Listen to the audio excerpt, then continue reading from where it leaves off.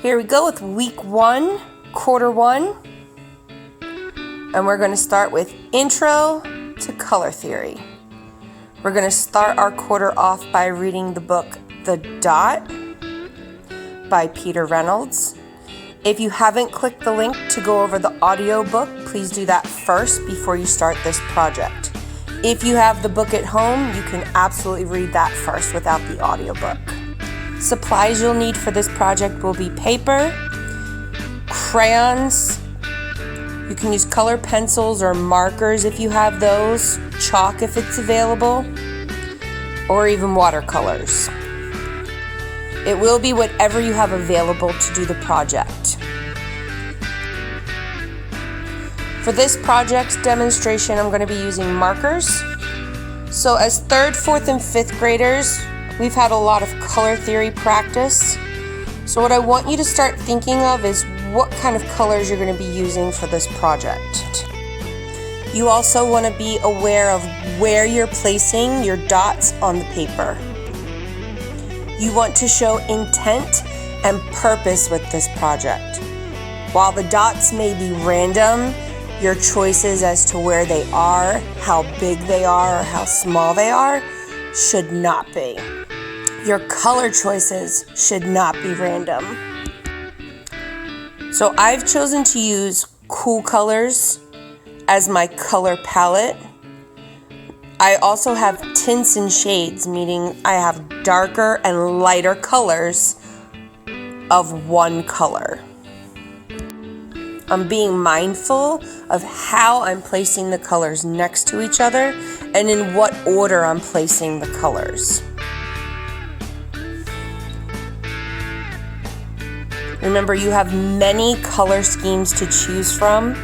We will be going over all of our color schemes in the next coming weeks, but try to use the color schemes you remember. So a few of those would be warm colors, cool colors, you have complementary colors, and analogous colors. Now for my 3rd graders, you also have primary colors and secondary colors that we worked on last year. So again, choose a color scheme before you start putting anything onto the paper.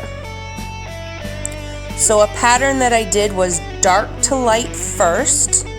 Those are the bigger circles. And then in the smaller circles, I did light to dark. So I reversed the pattern. Now in the corner, I'm starting to do smaller dots. And I'm going to try and blend the colors into each other. So again, it's an experiment that you can do with your dots and your colors.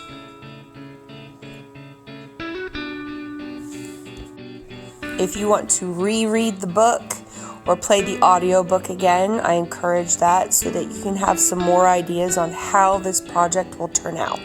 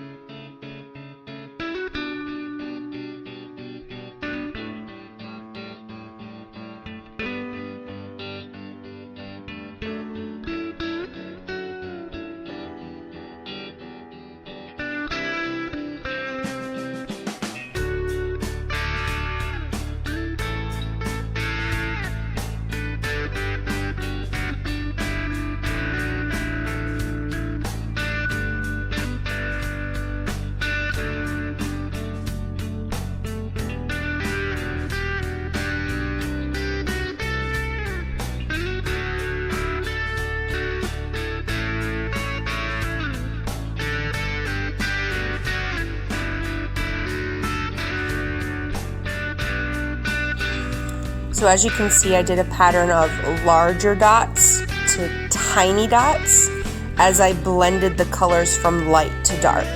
So if that's something you want to play with this project or experiment with this project, I encourage you to do that.